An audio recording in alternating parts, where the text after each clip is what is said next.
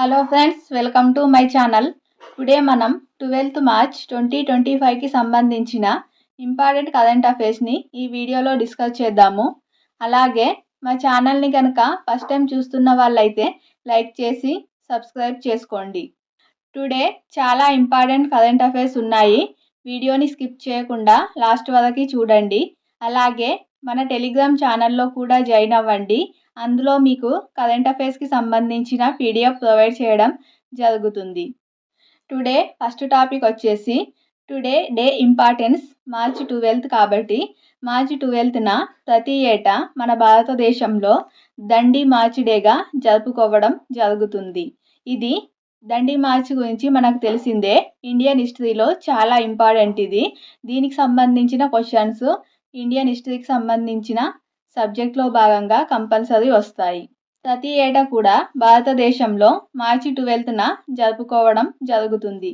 1930లో ఇదే రోజున మార్చి 12న మహాత్మా గాంధీ ఉప్పుపై పన్ను శాసనాన్ని వ్యతిరేకిస్తూ యాత్ర ప్రారంభించడం జరిగింది. 79 మంది అనుచరులతో కలిసి సబర్మతి ఆశ్రమం నుంచి గుజరాత్ పశ్చిమ తీరంలోని దండి గ్రామానికి కాలినడకన బయలుదేరడం జరిగింది. దీనినే శాసనోల్లంఘన ఉద్యమం అని కూడా అంటారు. అప్పట్లో బ్రిటిష్ కాలంలో ఉప్పుపై పన్ను విధించేవారు. సో దానికి సంబంధించి పన్నును ఎత్తివేయాలని మహాత్మా గాంధీ అయితే దండి మార్చును చేపట్టడం జరిగింది. సో దానినే మనం శాసనోల్లంఘన ఉద్యమం అని కూడా అనడం జరుగుతుంది. ఈ శాసనోల్లంఘన ఉద్యమానికి సంబంధించి కంపల్సరీ అన్ని కాంపిటేటివ్ ఎగ్జామ్స్లలో క్వశ్చన్స్ వస్తాయి. ఇండియన్ హిస్టరీలో ఇది చాలా ఇంపార్టెంట్ టాపిక్. అలాగే నెక్స్ట్ టాపిక్ కనుక చూసినట్లయితే ప్రధాని మోదీకి మారిషస్ అత్యున్నత పురస్కారం. 3 days ముందు వీడియోలో కూడా మనం చూసాము ప్రధాని మోదీకి బార్బడోస్ అత్యున్నత పౌర పురస్కారం అని. ఇప్పుడు మారిషస్ దేశం కూడా అత్యున్నత పురస్కారాన్ని ప్రకటించింది. ఇప్పటి వరకు ప్రధాని మోదీకి మొత్తం 20కి పైగా దేశాల నుంచి అత్యున్నత పురస్కారాలు రావడం జరిగింది. అవి చాలా ఇంపార్టెంట్. మన టెలిగ్రామ్ ఛానల్లో వాటికి సంబంధించి పోస్ట్ చేశాను, చూడండి. ఇరు దేశాల మధ్య ద్వైపాక్షిక సంబంధాలను మరింత బలోపేతం చేసుకోవాలని భారత్, మారిషస్ నిర్ణయించాయి. భారత ప్రధాని నరేంద్ర మోదీకి తమ దేశ అత్యున్నత పురస్కారమైన the grand commander of the order of the star and key of the Indian ఓషన్ను ప్రదానం చేయనున్నట్లు మారిషస్ ప్రధాని నవీన్ చంద్రరామ్ గులం ప్రకటించడం జరిగింది. అలాగే నెక్స్ట్ టాపిక్ చూసినట్లయితే రైల్వే సవరణ బిల్లు 2024 రాజ్యసభ మూజువాణి ఓటుతో 2025 మార్చి 10న ఆమోద ముద్ర వేసింది. రైల్వే సవరణ బిల్లు 2024కి ఈ బిల్లు 2024 డిసెంబర్ 11న లోక్సభ ఆమోదించింది. ఈ బిల్లు 1905 నాటి రైల్వే చట్టం స్థానంలో అమల్లోకి వస్తుంది. ఈ బిల్లు వల్ల ప్రయోజనం ఏంటంటే రైల్వే బోర్డు మరింత స్వతంత్రంగా వ్యవహరించడానికి, దాని పనితీరును మెరుగుపరచడానికి దోహదపడుతుందని రైల్వే శాఖ మంత్రి అశ్విని వైష్ణవ్ పేర్కొనడం జరిగింది.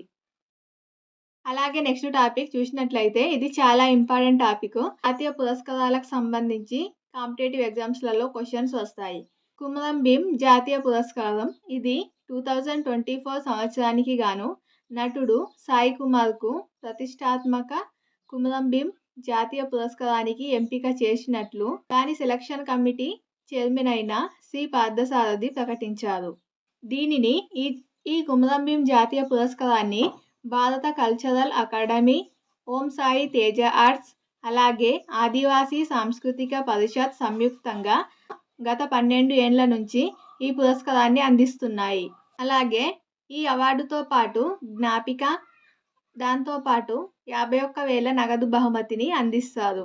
ఈ నెల 23న కుమరం భీం ఆసిఫాబాద్ జిల్లాలో అవార్డు ప్రదానోత్సవ కార్యక్రమం జరుగుతుంది. మోస్ట్ ఇంపార్టెంట్ టాపిక్ వచ్చేసి తెలంగాణ పథకాలకు సంబంధించి కనుక చూసినట్లయితే కొత్తగా రాజీవ్ యువ వికాసం అనే పథకాన్ని ప్రారంభించడం జరిగింది. రాజీవ్ యువ వికాసం పథకం ద్వారా రాష్ట్రంలో 5 లక్షల మంది ఎస్సీ, ఎస్టీ, బీసీ, మైనారిటీ నిరుద్యోగులకు రూపాయలు 6,000 కోట్లు అందిస్తామని ఉప ముఖ్యమంత్రి బట్టి విక్రమార్క వెల్లడించారు. ఈ పథకం ద్వారా ఒక్కో లబ్ధిదారుడికి 3 లక్షల వరకు ఆర్థిక సాయం అందించాలని ప్రభుత్వం నిర్ణయించింది. అలాగే నెక్స్ట్ చూసినట్లయితే ఇది ఒక నివేదిక. ప్రపంచ అత్యంత కాలుష్య నగరాలుగా ఒక నివేదిక వెల్లడించడం జరిగింది.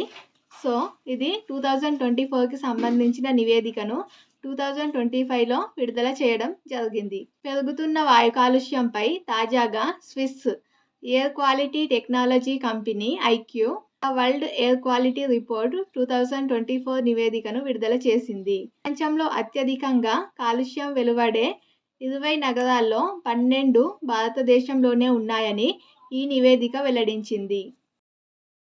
మన భారతదేశంలోని 12 నగరాలలో మేఘాలయలోని బైర్నిహాట్ నగరం తొలి స్థానంలో నిలవగా తర్వాతి స్థానంలో ఢిల్లీ ఉంది. అలాగే ప్రపంచంలోనే అత్యంత కలుషితపూరిత రాజధానిగా ఢిల్లీ తొలి స్థానంలో ఉన్నట్లు నివేదిక వెల్లడించింది.